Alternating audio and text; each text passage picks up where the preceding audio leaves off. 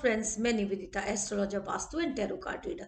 आप सबका अपने यूट्यूब चैनल astromoney.net में तहे दिल से बहुत बहुत स्वागत करती हूँ। दोस्तों, महालक्ष्मी व्रत के बारे में बात करते हैं, जो कि 10 सितंबर 2020 को मनाया जाएगा। और इस दिन मनाए जाने वाला ये महालक्ष्मी व्रत, जो कि भाद्र पक्ष की शुक्ल अष्टमी से लेकर अश्विन मास की कृष्ण अष्टमी तक मनाए जाते हैं। अति शुभकारी होते हैं प्रत्येक के लिए, क्योंकि पितृपक्ष में आने वाला ये महालक्ष्मी का व्रत हमें आध्यात्मिक उन्नति के साथ साथ भौतिक उन्नति देने वाला होता है। और हमारे पूर्वजों की कृपा हम पर बहुत ज्यादा बन जाती है, क्योंकि पितृपक्ष में आने वाला ये महालक्ष्मी का व्रत यदि हम पूरी एकाग्रता, तन्मयता, पूरी शुद्धता के साथ, पूरे संकल्प के साथ करते हैं, तो फिर चाहे किसी भी प्रकार की दरिद्रता हो, वो दूर होनी निश्चित है। दरिद्रता केवल धन से संबंधित नहीं होती है,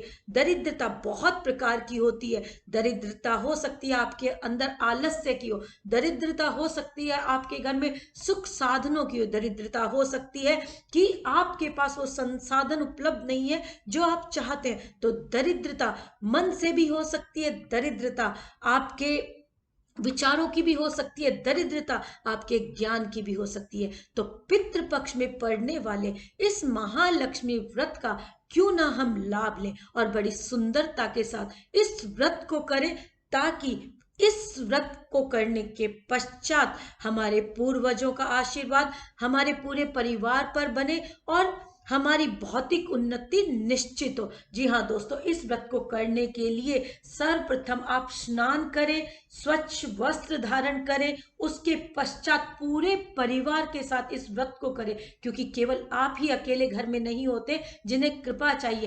एक के ऊपर संपन्नता और बाकी पे प्रसन्नता ना होना, ये पूरे घर की समृद्धि नहीं है। इसलिए पूरे परिवार के साथ इस व्रत को करना चाहिए। पूजा में बैठते समय इस बात का विशेष ध्यान रखें कि आपका जो मुंह है, जो चेहरा है, वो पूर्व दिशा की ओर हो। यदि पश्चिम की ओर जगह नहीं बन पाए तो उत्तर की ओर भी मुख कर सकते हैं, यानी कि ऑप्शन है आपके पास। बेस्ट ऑप्शन होता है कि आप पूर्व दिशा की ओर मुंह करके बैठे, तो और ज्यादा सुंदरता रहती है। सारी सामग्री को आप पूर्व से ही इकट्ठा कर लें और इकट्ठी करने के पश्चात चौकी पर लाल कपड़ा बिछाकर उस पर चावल से एक स्वास्तिक बनाए।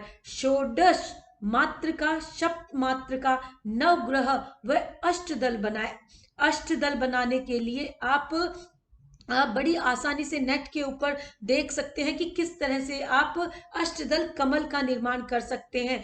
और एक मिट्टी या तांबे के कलश पर स्वास्तिक बनाकर उसके गले में मौली बांधकर उसके नीचे जौ, गेहूं या चावल डालकर एक ढेरी बना लें और उसके ऊपर आप कलश को स्थापित करें और उसके ऊपर आप नारियल को स्थापित करें मौली बांधकर।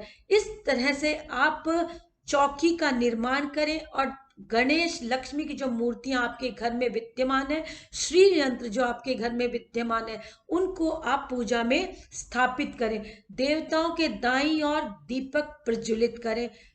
महालक्ष्मी के व्रत के दौरान जो आपने नैवेद्य महालक्ष्मी को अर्पित करने के लिए बनाया है, स्पेशली सफेद चावलों की खीर या साबूदाने की खीर जो आपने बनाई है, उसको आप पूरे विधि विधान के साथ महालक्ष्मी जी को अर्पित करें और एक नारियल साथ में लें। इनकी पूजा करने के पश्चात अपने हाथ में इन्हें लेकर आप अपने पूरे घर में घूमते हुए मुख्य द्वार तक आए। जिस जगह से आप एक बार निकले हैं उस जगह से आप दोबारा ना निकलें और पहले से डिसाइड करें कि एक क्लॉकवाइज चक्कर आपका पूरे घर का किस तरह से होगा और मुख्य द्वार तक आप किस तरह से आएंगे।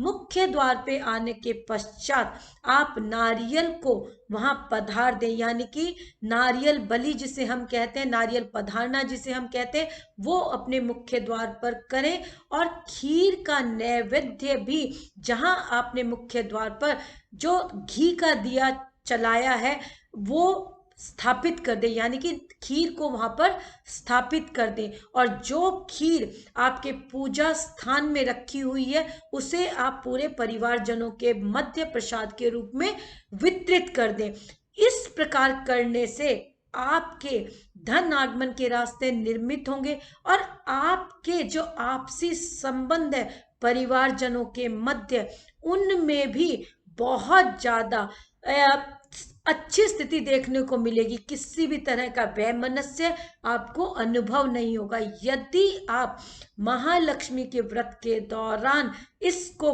करते हैं और आने वाले शुक्रवार, कम से कम 7 शुक्रवार यदि आप लगातार इस क्रिया को करते हैं, तो फिर हर तरह की अपॉर्चुनिटी आपके लिए निर्मित होती चली आएगी और धन आगमन के रास्ते बनना निश्चित है।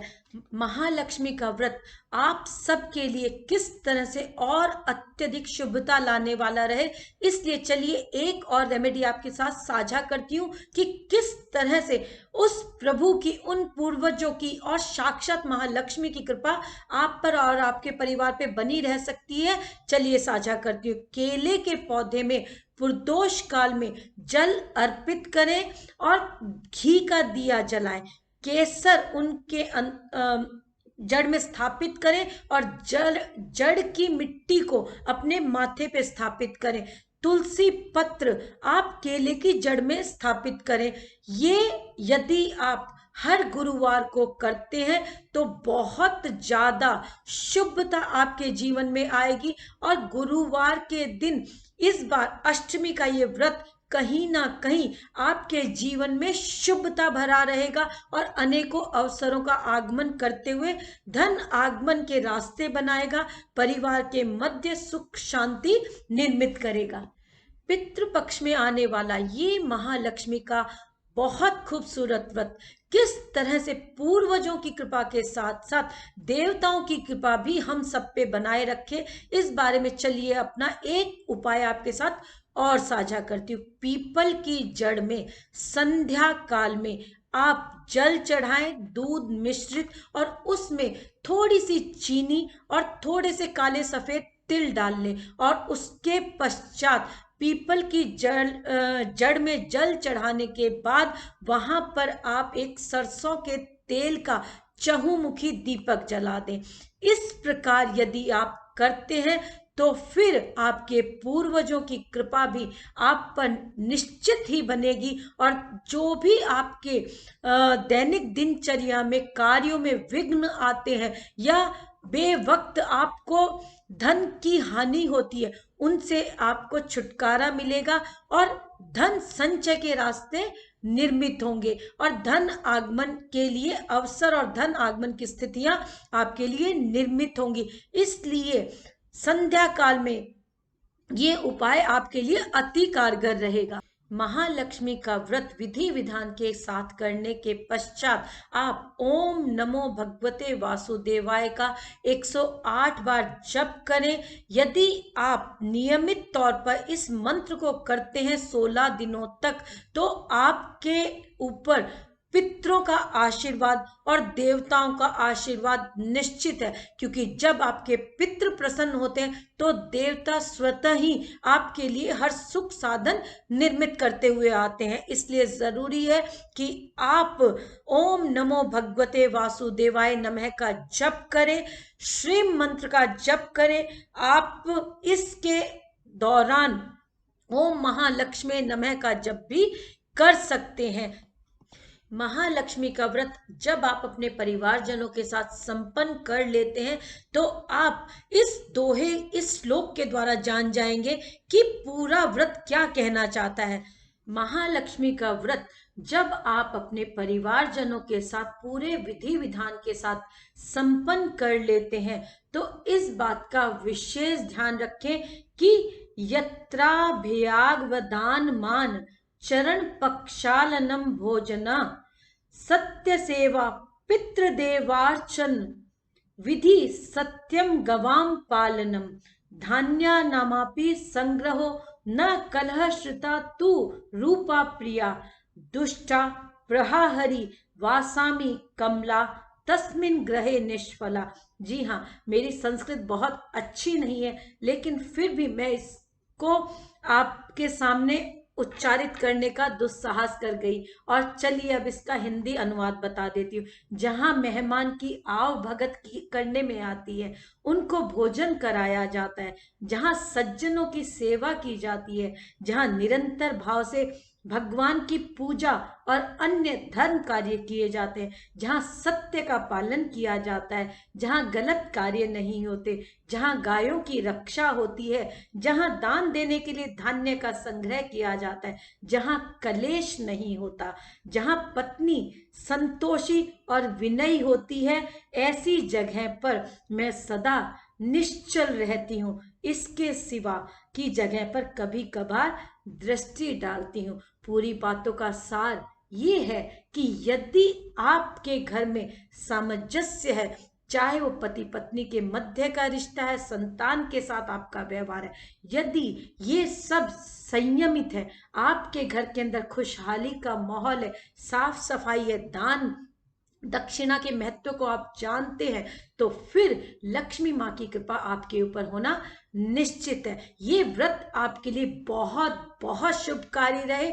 माँ लक्ष्मी की कृपा आपके ऊपर सदैव बनी रहे, और सबसे बड़ी बात, सब स्वस्थ रहे, क्योंकि स्वास्थ्य सबसे बड़ा धन है, ये होना निश्चित है। धन्यवाद दोस्तों, बहुत बहुत शुक्रिया। और उम्मीद करती हूँ आप सब ने मेरा चैनल जरूर सब्सक्राइब कर लिया होगा, और अगर नहीं किया है तो प्लीज सब्सक्राइब कर ले, अपने दोस्तों के साथ शेयर करें। आने वाले टाइम में मैं और भी जानकारी आपके साथ साझा करूंगी, और उम्मीद करती हूँ आपको पसंद आती होगी। शुक्रिया, बहुत बहुत धन्यवाद।